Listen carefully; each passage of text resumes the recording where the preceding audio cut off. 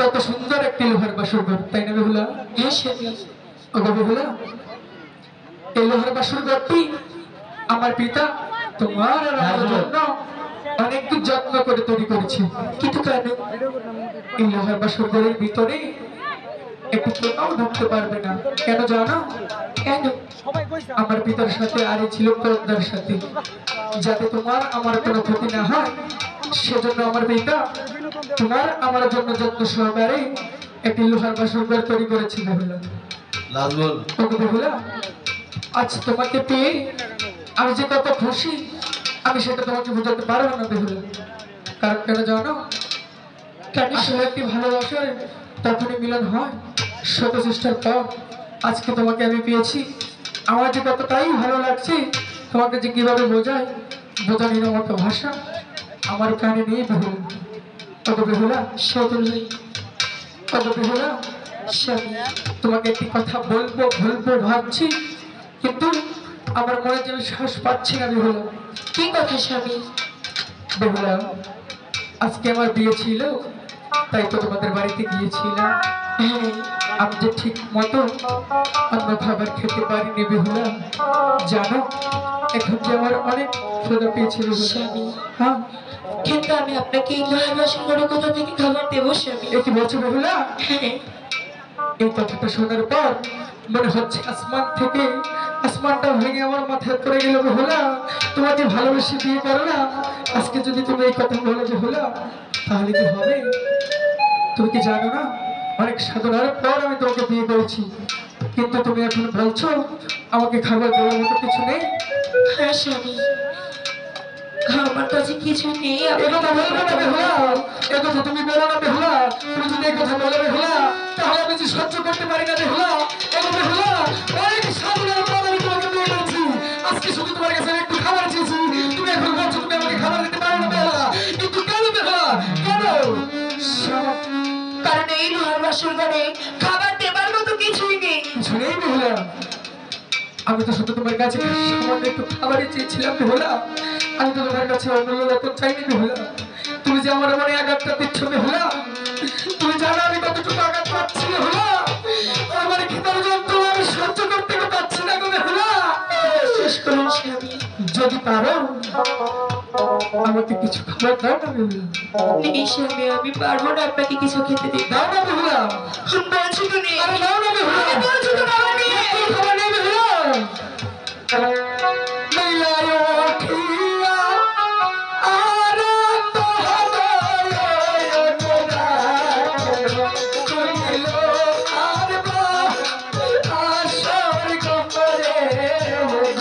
শুধু বিশ্বাস করুন স্বামী, আমি কি রান্না করবো আমি তো ভেবেই পাচ্ছি না। কারণ এই লোহার বাসন ঘরে আমি কিছু নেই।